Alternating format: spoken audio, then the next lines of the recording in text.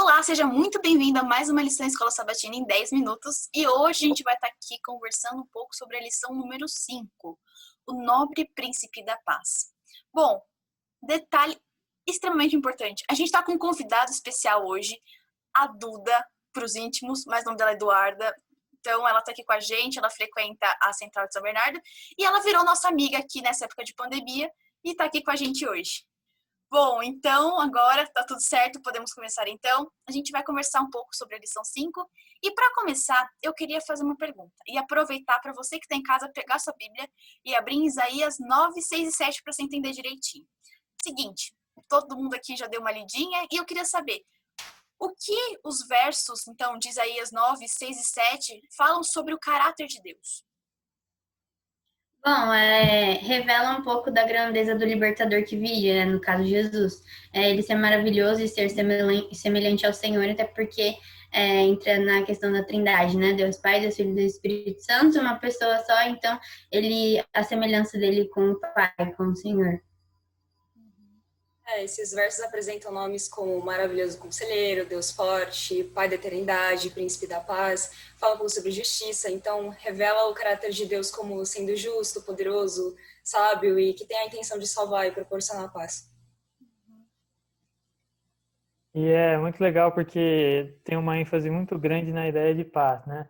O príncipe da paz. E hoje em dia, isso acho que é cada vez mais relevante, né?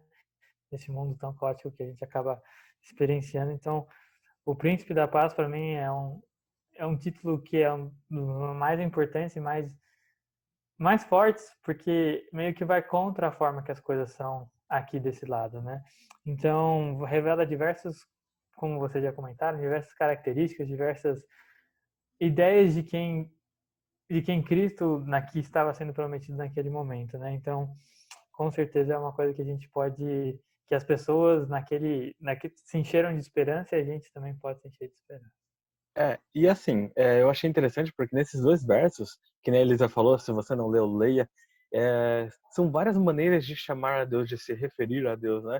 Eu achei legal porque, assim, até a lição, acho que se não me engano, na terça-feira comenta, não importa o quanto a gente tente, não é possível classificar Deus em língua humana, né? Nas expressões humanas, porque Deus é tão maravilhoso, ele é tão grandioso, ele é tão incrível, ele é tão tudo, que a gente não consegue definir Deus com as palavras que nós temos aqui. Quem dirá com uma só palavra, né? Então, isso aí me chocou, me deu uma forte impressão, assim, de como Deus é grande, como Deus é incrível. Uma coisa que me chama muita atenção quando eu leio principalmente essa questão de Deus ser tão poderoso, tão grandioso e em seu infinito amor, que foi algo que ele foi realmente provado, né? Que Satanás está todo o tempo tentando dizer que Deus não é amoroso, ele se fazer também presente. Então, essa parte do Deus presente é o que eu consigo tirar daí também. Nossa, ótimas colocações, eu concordo totalmente. Nosso Deus é incrível.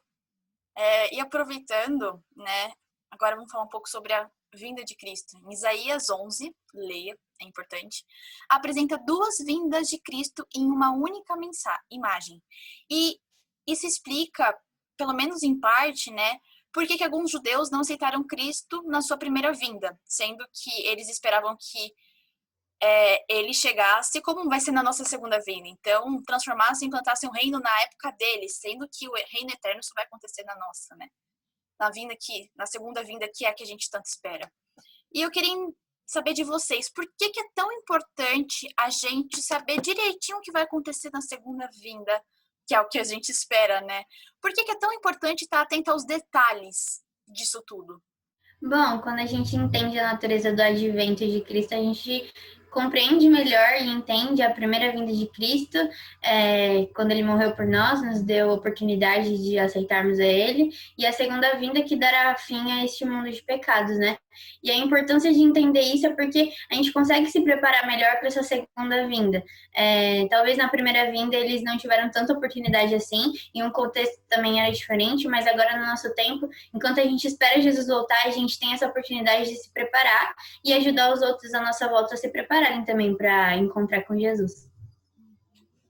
e as duas vindas estão conectadas, e para o plano da salvação ser completo, é necessário que as duas aconteçam. E quando isso não fica muito claro, muitas coisas na Bíblia perdem o sentido, e por isso que nós precisamos tentar compreender ao máximo e desenvolver a nossa fé. E um ponto muito relevante que eu gosto de pensar é que, como por exemplo, se você, como a gente convidou você lê esse relato de Isaías 11, aí você fala, então não foi tão, vamos dizer assim, não era tão inviável eles ter pensado que Jesus não era o rei, né?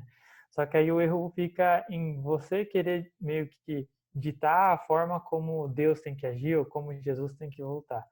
Então, acho que o convite que fica para a gente é, vamos tentar deixar nosso coração aberto para a gente ser ensinado, como a gente discutiu toda a lição passada sobre educação, mas sobre como a gente tem que ter ensinado e como a face de Cristo nas duas vindas ela é revelada. Então, sempre deixar nosso coração aberto para as coisas que Deus quer nos mostrar. E assim, eu acho que isso é importante pegar o que o Gustavo falou e o que a Duda falou na pergunta passada. Qual que era a questão ali, né?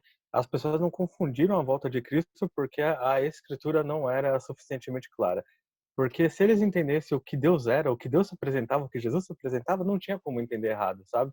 As pessoas ainda assim perseguiram Jesus e sacrificaram Jesus, entende? Então isso não é porque elas entenderam errado, é porque elas tomaram um caminho que não era o caminho certo.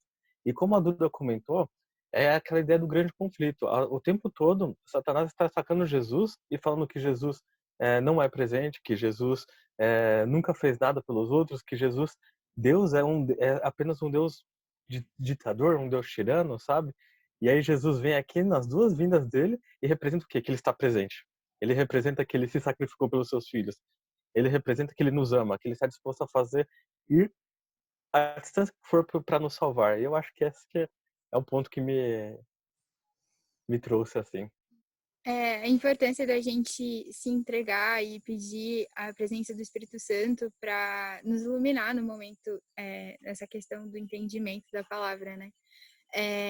A palavra está aí para gente olhar, para gente examinar. Então, eu não que eles não examinassem na época, mas eu acho que algo que vai vir bem de encontro com os últimos dias é a questão do desinteresse e até mesmo a falta de informação, assim, por não querer ou algum outro motivo.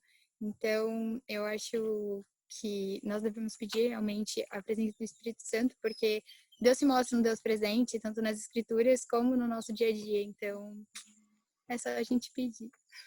De fato, é tudo que vocês falaram e fica aí para você também. É exatamente o que todos disseram e que a Duda disse. A palavra está disponível para a gente.